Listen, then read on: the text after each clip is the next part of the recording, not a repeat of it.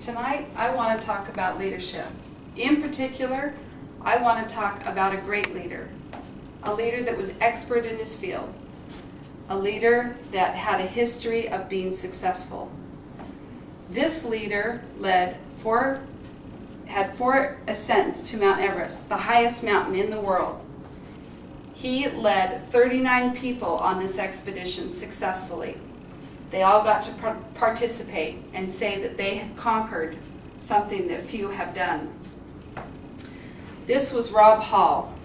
Rob Hall was a leader, and he was a leader because he had established principles and that governed him for success. Well, in 1996, he made some choices, some leadership choices that had devastating consequences. He and 7 others lost their lives on Mount Everest as he abandoned some of those principles that he had previously committed to. And we'll talk about those more in a little bit. The greatest tragedy of disaster is when we fail to learn from experiences, others as well as our own. And there is a Tibetan saying that says, tragedy should be utilized as a source of strength. So what leadership lessons can we learn from the 1996 Mount Everest expedition? We can learn a little bit about Rob Hall's leadership philosophy as I share a quote from him. "I will tolerate no dissension up there. My word will be the absolute law." I believe in this philosophy too, as a mother. He went on to say, "If you don't like a particular decision I make, I'd be happy to discuss it with you afterward, but not up on the hill."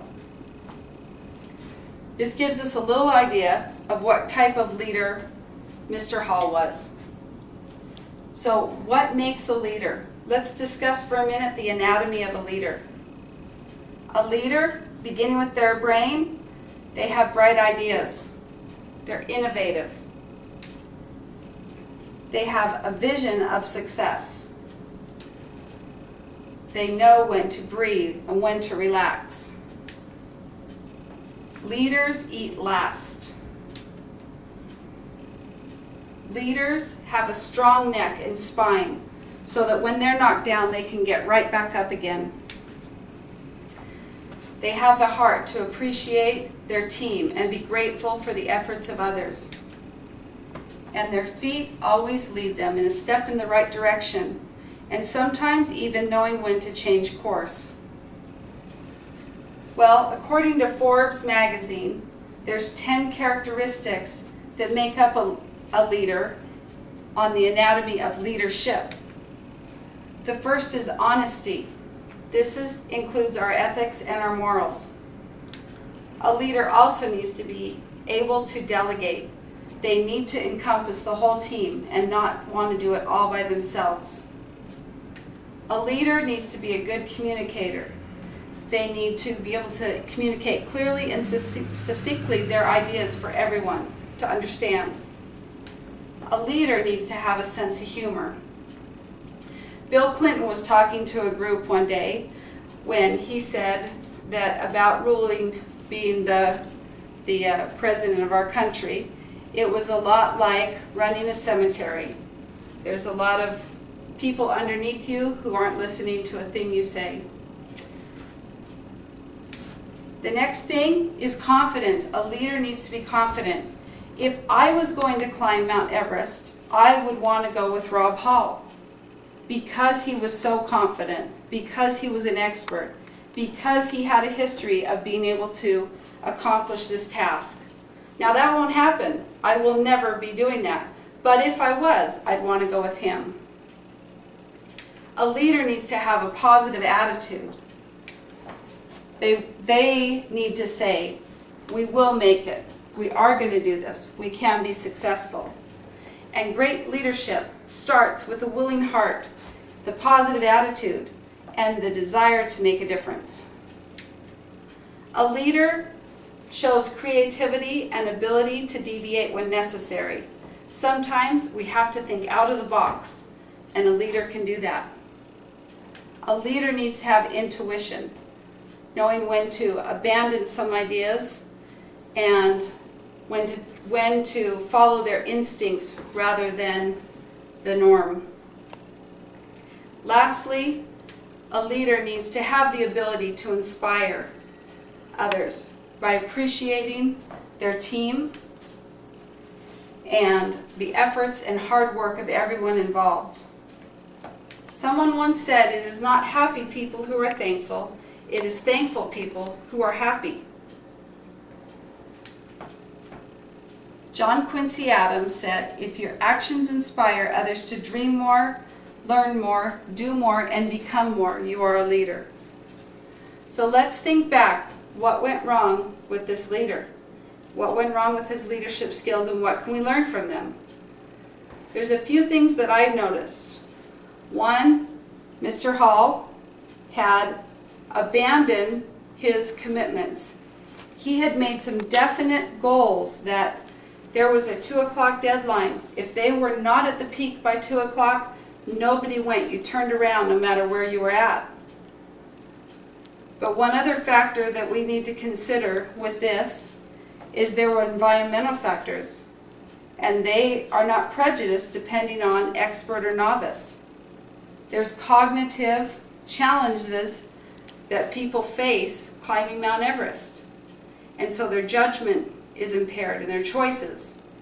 And once they've made some choices, they can't choose the consequences. They'll be chosen for them.